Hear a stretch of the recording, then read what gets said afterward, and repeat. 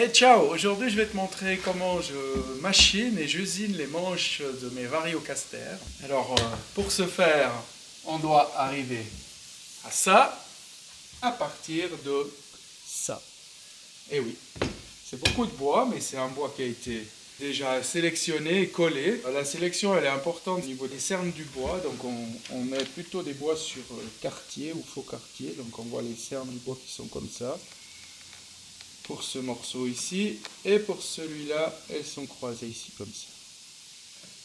Voilà, ces bois, c'est Stéphane qui les a déjà préparés. Et puis, ce que je vais faire, c'est je vais chercher un petit peu tous les défauts qu'il risquerait d'avoir sur un bois, c'est-à-dire des petits nœuds comme ça, ou comme ici. Et puis, il faut vraiment que j'ai les endroits les plus stables et les plus sains sur cette partie du manche. Donc c'est pour ça que chaque bois, je les sélectionne déjà, et puis je trace déjà la partie du manche. Il faut que la partie arrière, elle soit belle, parce que c'est la partie qui va être visible aussi. Alors il faut vraiment que je regarde chaque bois, et j'établisse un petit peu la stratégie pour l'usinage. Si je vois celui-là, il a un petit nœud ici. Si je regarde dans le sens du bois, le nœud, il va partir dans ce sens-là, il va arriver là. Donc, je vais positionner mon plat du manche sur cette partie ici. Voilà, c'est les cernes du bois qui sont déjà collées. Les bois, ils sont croisés. Et puis, on appelle ça le faux quartier. Le cœur, il est ici, de celui-là, et puis le cœur de celui-là, il est là. Un bois, c'est rond. Puis le centre, c'est le cœur. Alors, le cœur, on le met ici en haut. Ça c'est le cœur, et puis le cœur il est ici. Si le cœur il est là, le bout il a été coupé plus ou moins comme ça, tu vois. Donc les cernes elles sont comme ça, tu vois. Alors ces bois je vais les machiner sur cette machine, qui est une CNC 5 axes, donc qui sait représenter le travail de la main, dans tous les sens. Je vais les mettre en position sur la machine et ils vont être fixés grâce à des ventouses. On appelle ça un vacuum, c'est-à-dire que le bois il vient fixé sur les ventouses, hop, et il est aspiré et il ne bouge plus pendant que la tête de fraisage va venir et va faire toutes les étapes successives de fraisage. Et ça fait des copeaux et ces copeaux ils finissent ici dans le bac qui est sur un tapis roulant et qui va s'évacuer. Et grâce à tous ces copeaux, eh bien, on chauffe tout l'atelier ainsi que des maisons avoisinantes. Alors cette machine elle est pilotée par un logiciel qu'on appelle un logiciel CAM. C'est un logiciel qui va créer les parcours d'outils et surtout il va écrire les codes. Parce que comme dans toute machine numérique, eh bien, il y a des codes. Chaque ligne ça représente le positionnement d'un axe, un mouvement en fait. Sur le manche j'ai 764 lignes.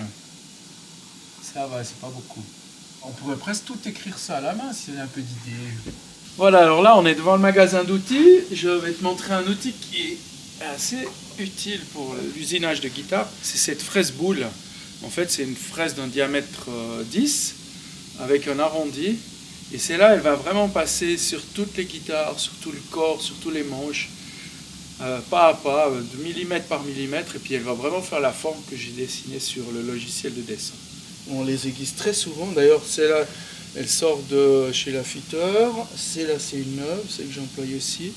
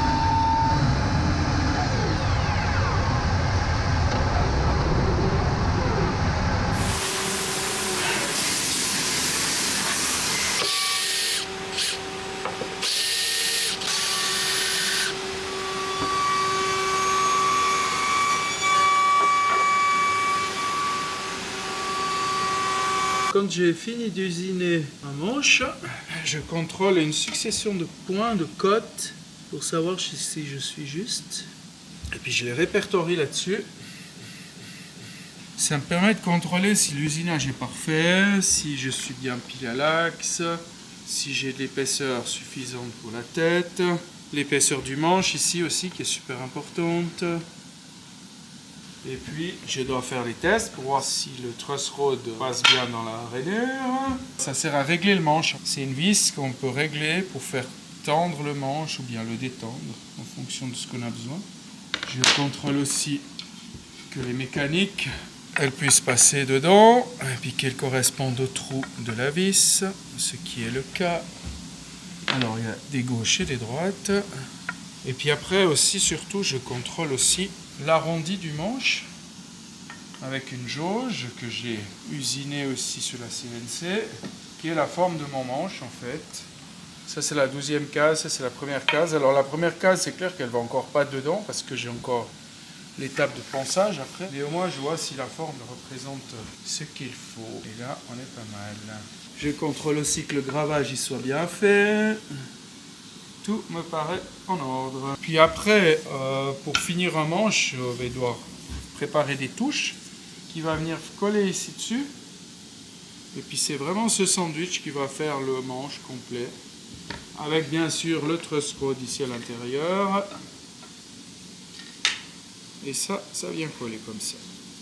Donc le manche de l'érable, la touche c'est du hêtre. Et puis après, on va faire une finition teintée comme on la voit ici, où on voit pratiquement pas la différence entre les deux bois.